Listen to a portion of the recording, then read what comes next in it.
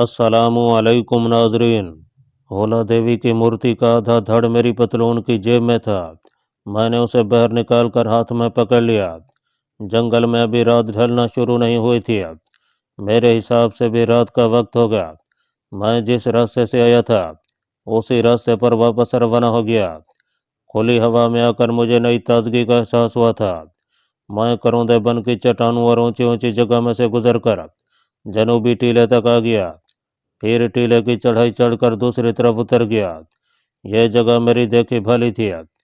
जंगल के अंधेरे और सन्नाटे से मुझे अभी डर खौफ महसूस नहीं हो रहा था, सिर्फ किसी जंगली दरिंदे का खतरा था। अपने हिफाजत के लिए मैंने कमांडो चाकू खोलकर अपने सीधे हाथ में थाम रखा था। कमांडर के इलाके तक पहुंचने के लिए अभी जंगल में काफ़ी सफ़र बाकी था। जिस वक्त मैं अड्डे पर पहुंचा तो रात ढलना शुरू हो गई थी। कमाल शाह कमांडर के कार के बाहर लालटेन रोशन थी। बॉडीगार्ड राइफलें लिए पहरे पर खड़े थे। मेरी हट पर उन्होंने राइफलें तान ली। मैंने दूर ही से कोड वर्ड बोला। वो वहीं रुक गए। मैं उनके करीब पहुंचा तो एक बॉडीगार्ड ने मेरा नाम लेकर कहा, कमांडर जाग रहा है। मैं कार के अंदर चला गया। कमाल शाह शहर की खाल पर बैठा कुरान शरीफ की तिलावत कर रहा था। दीवार के साथ लालटेन रोशन थी। मैं अदब से एक तरफ होकर दो जानू बैठ गया। कुछ देर बाद कमाल शाह ने कुरान शरीफ को बंद करके चूमा, आंखों से लगाया और जज्दान में रखकर दीवार पर लटका दिया और मेरी तरफ देखकर पूछा, भूत का धड़ ले आई हो? मैंने जेब से मूर्ति का टूटे हुए सर वाला धड़ कमाल शाह के कदमों में रख दिया। उसने मूर्ति के धड़ को उठाकर गौर से देखा, फिर उसे कोने में एक तरफ फेंक दिया और हुक्म देने के लहजे में कहा, अब तुम जाकर सो जाएगा, सुबह तुमसे बात होगी। मैं सलाम करके उठा और गार में से निकलकर अपनी घास फूस वाली झोंपड़ी में आकर लेट गया। सख्त थका हुआ था। आंखें बंद करके सोने की कोशिश की तो छोटी बहन कलसूम याद आने लगी। उसकी शहादत का मंजर मेरी आंखों के सामने आ गया, जब घुड़सवार सिख तलवार लहराता खेत में आया था और उसने मेरी बहन की गर्दन पर वार किया था। मैंने आंखें बंद की हुई थीं। मेरी आंखों में आंसू भर गया। मैंने दिल ही दिल में अपनी बहन की रूह को मुखातिब करके कहा, मेरी बहन, मुझे काफरों से तुम्हारे अलावा उन हजारों मुसलमान बहनों का इंतकाम लेना है जिनको सिखों हिंदुओं ने सन 47 में बेइज्जत किया था। तुम्हारा भाई अभी जिंदा है और उस वक्त तक नहीं मरेगा जब तक मैं काफरों से एक एक मुसलमान बहन की बेइज्जती और उस पर किए गए जुल्म का बदला नहीं ले लेता। इसके बाद मैं सो गया। पिछले पैर रात के 3 बजे मुझे जगाकर कमाल शाह कमांडो के सामने पेश किया गया। उस वक्त वो अपनी फुल वर्दी में, सर पर सब्ज रुमाल बांधे, कांधे पर राइफल लटकाए कार के बाहर खड़ा था। 2 बॉडीगार्ड उसके दाएं बाएं मौजूद थे। एक बॉडीगार्ड के हाथ में छोटी सी कटड़ी थी। मैंने जाते ही कमाल शाह को फौजी अंदाज में अड़ियाँ जोड़कर सैल्यूट किया। उसने हाथ ऊपर ले जाकर मेरे सैल्यूट का जवाब दिया। पीछे कार के दिहाने पर लालटेन जल रही थी। कमाल शाह ने एक नज़र मुझे घूर कर देखा, फिर कहा, जवान, जिस दिन के लिए हमने तुम्हें तैयार किया था वो आज का दिन है। तुम अल्लाह रब्बुल इज़्ज़त और उसके नबी पाक सल्लल्लाहु तआला अलैहि वसल्लम के नाम का पूरा पूरा रखवाला बन गए है। हमने तुमको बहुत तंग किया, तुमको ऊँट घोड़े खच्चर की तरह भगाया और मारा पीटा, सिर्फ तुम्हें गाली नहीं बकाया, बाकी तुम्हारे साथ बहुत बुरा सलूक किया। तुमको धूप में 4-4 घंटे दौड़ाया, तुम्हें 2-2 दिन भूखा प्यासा रखा गया, तुमको इतना टॉर्चर किया कि तुम्हारी जगह कोई और जवान होता तो भाग जाता। मगर गौर करो कि यह सलूक हमने तुम्हारे साथ क्यों किया। इसलिए किया कि तुम अल्लाह रब्बुल इज़्ज़त और उसके नबी पाक सल्लल्लाहु अलैहि वसल्लम के इस्लाम का सच्चा बॉडीगार्ड बन सको। अब तुम्हारा मुकाबला काफिर हिंदू सिख गोरखा और डोगरा फौजी से है, जो इतना आसान टारगेट नहीं है। उसने भी तुम्हारी तरह पूरा पूरा ट्रेनिंग लिया है, वो भी तुम्हारी तरह लड़ना जानता है। तुम में और उसमें फ़र्क सिर्फ इतना है कि तुम खुदा और उसके रसूल सल्लल्लाहु अलैहि वसल्लम के नाम पर सर कटाना जानते हो। अल्लाह ताला और उसके रसूल सल्लल्लाहु अलैहि वसल्लम के नाम पर शहीद हो जाने को ज़िंदगी और आखिरत का सबसे बड़ा एजाज़ समझते हो। हमने तुम्हें फुल कमांडो की तरबियत को पूरा कर दिया है। अब तुम फुल कमांडो बन गए हैं, सिर्फ इसलिए कि तुम कश्मीरी हुर्रियत परस्तों के शाना बशाना लड़ सको। हिंदुस्तान की काफिर हुकूमत ने कश्मीरियों के हकूक़ को गज़ब कर रखा है। वो नहीं चाहती कि कश्मीरी कश्मीर में इस्लाम की शम्मा रोशन करके आज़ादी से ज़िंदगी बसर करें। कश्मीरी अपनी बका और इस्लाम की बका की जंग लड़ रहे हैं। जाओ और उनके साथ मिलकर काफरों के खिलाफ जिहाद करो। हमारा आदमी तुम्हें हरदा स्टेशन तक छोड़ने जाएगा। इसके बाद तुम्हें वहाँ से 5 बजे ट्रेन मिलेगा, तुम उसमें बैठ जाएगा। तुम्हारा दिल्ली तक का टिकट हमारी जेब में है। दिल्ली तुम एक आदमी से जाकर मिलेगा, उसका नाम पता मैंने एक कागज़ पर लिख दिया है। वो कागज़ टिकट के साथ हम तुम्हें देगा।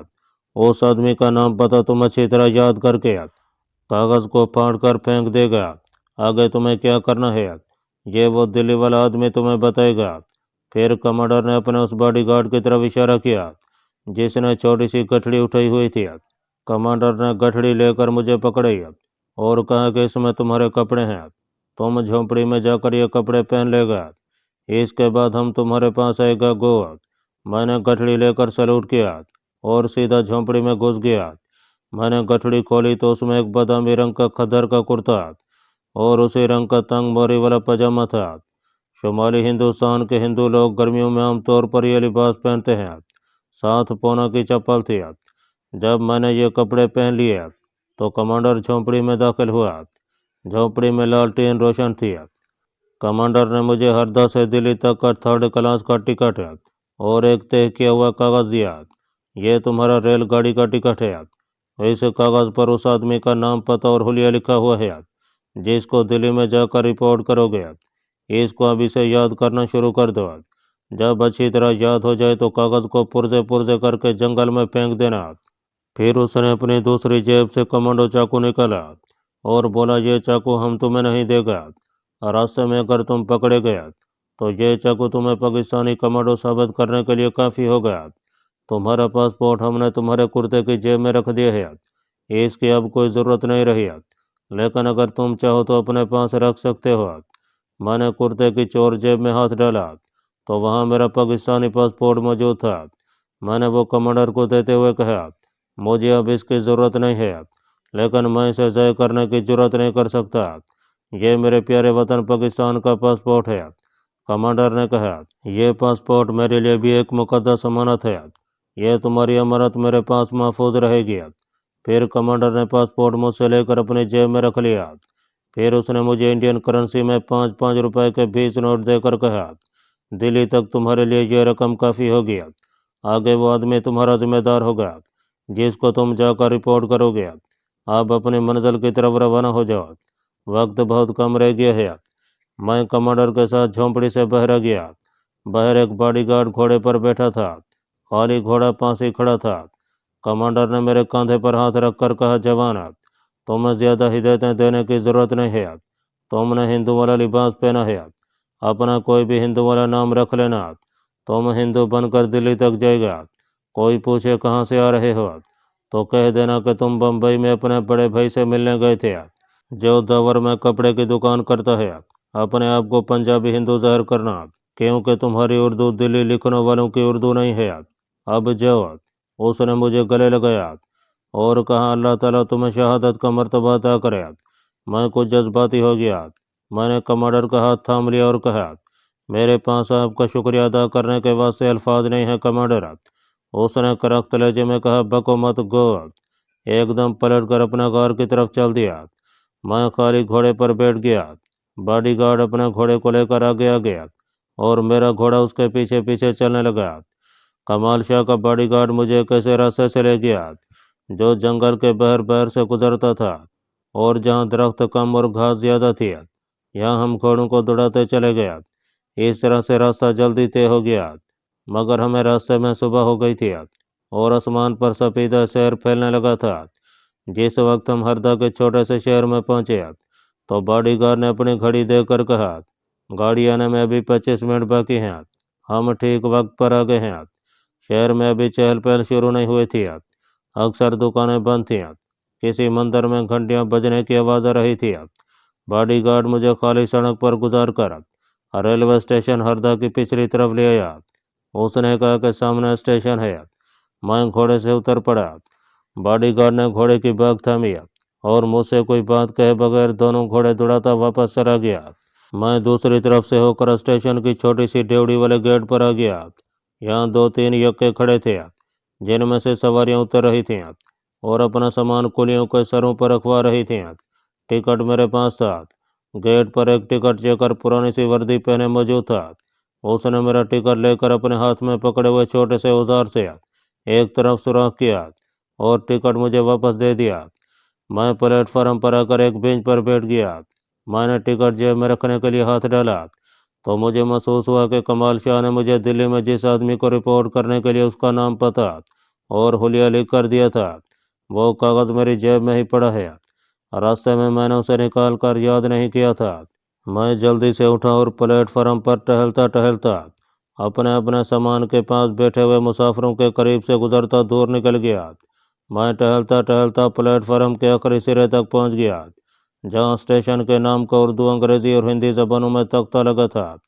प्लेटफार्म के यानी छत के नीचे खंबे के साथ लकड़ी का एक बक्स रखा हुआ था। मैं उस बक्स पर बैठ गया।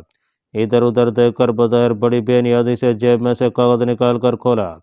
उस पर दिल्ली वाले आदमी का नाम, उसका हुलिया और उसका एड्रेस लिखा था। मैं आपको उसका नाम, पता और हुलिया नहीं बताऊंगा, क्योंकि वो आदमी आज भी दिल्ली में है और कश्मीर में एक और अंदाज से शरीक है। मैंने बार बार कागज़ पर लिखी तहरीर को पढ़ा। अब मुझे उस आदमी का नाम, पता और हुलिया ज़बानी पक्का याद हो गया। तो मैंने कागज़ को आहिस्ता आहिस्ता मरोड़ने लगा। जब कागज़ पुरजे पुरजे हो गया तो मैंने उन पुर्जों को मुट्ठी में बंद किया, दूसरी तरफ वाली रेलवे लाइन पर आया और उसे प्लेटफार्म पर अंदर की जानब रेलवे ट्रैक पर बिखेर दिया। इस काम से मुतमईन होकर मैं वापस प्लेटफार्म के बेंच पर आकर बैठ गया। मालूम हुआ कि कोई एक्सप्रेस ट्रेन है, मगर हर 10 स्टेशन पर थोड़ी देर के लिए रुकती है। प्लेटफार्म पर काफ़ी मुसाफिर बैठे थे। कैंटीन भी खुली थी। कुछ लोग काउंटर पर खड़े नाश्ता वगैरह कर रहे थे, चाय पी रहे थे।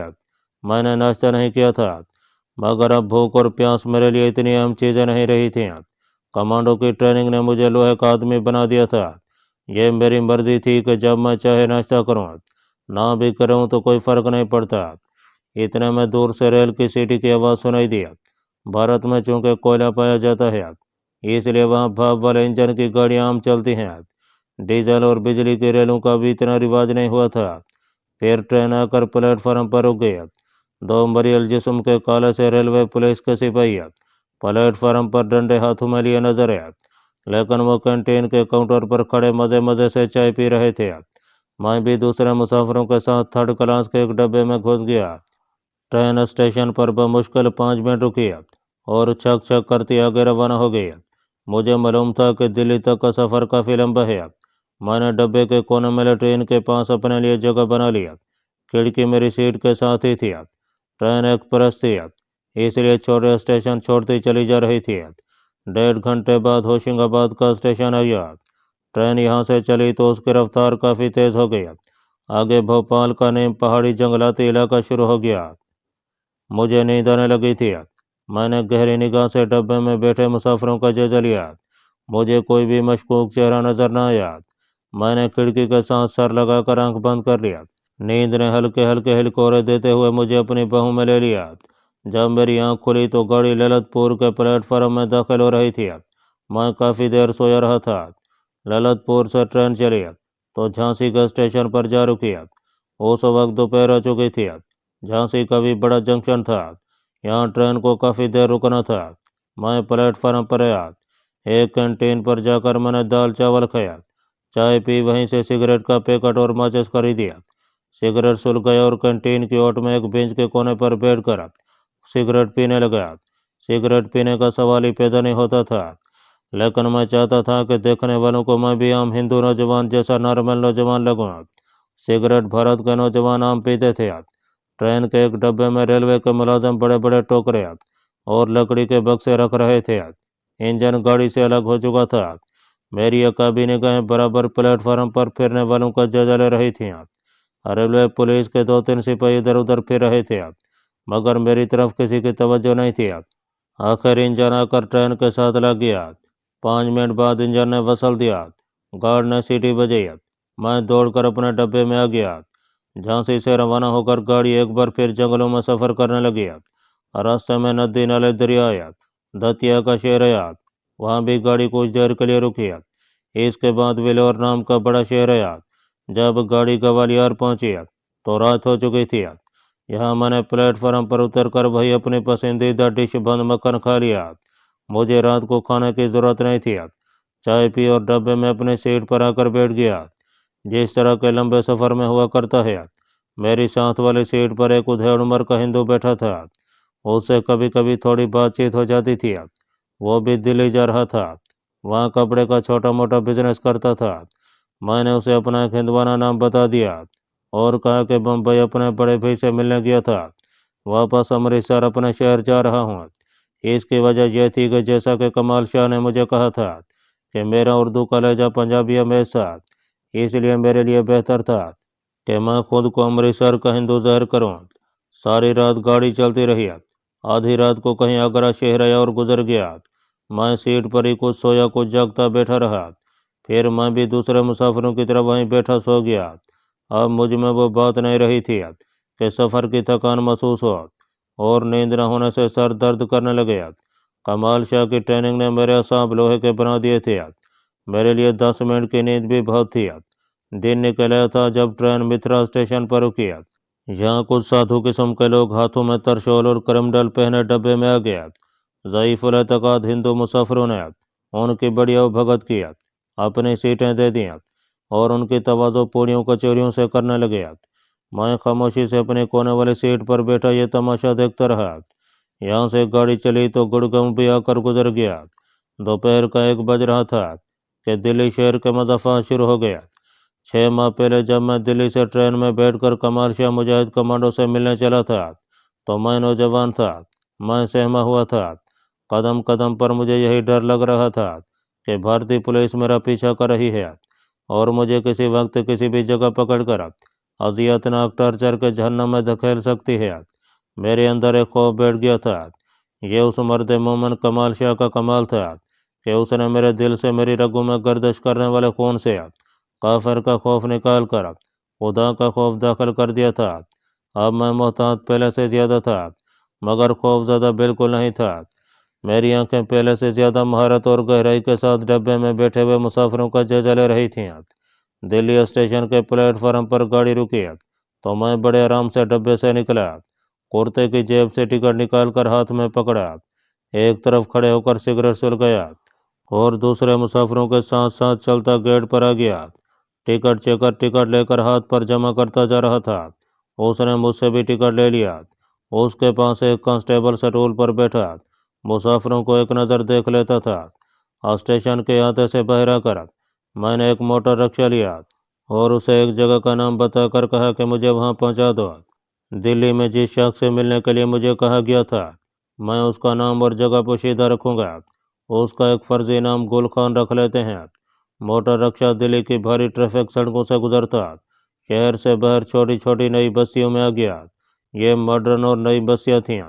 छोटे छोटे क्वार्टरनुमा कोठीनुमा मकान साथ साथ बने हुए थे। आगे छोटे छोटे सहन जिनमें दरख्त और पौधे लगे थे।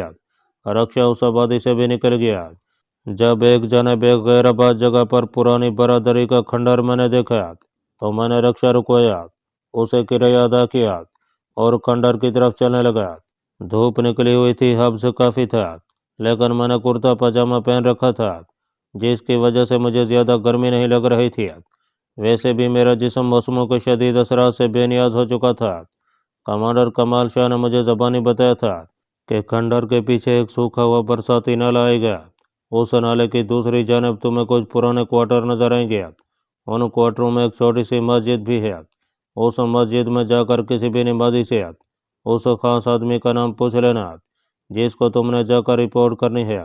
कमाल शाह ने मुझे कुछ कोड वर्ड भी बता दिए थे जो मुझे उस आदमी के आगे बोलने थे। ये खास खुफिया अल्फाज या वो शख्स जानता था या कमाल शाह और या फिर मुझे मालूम थे।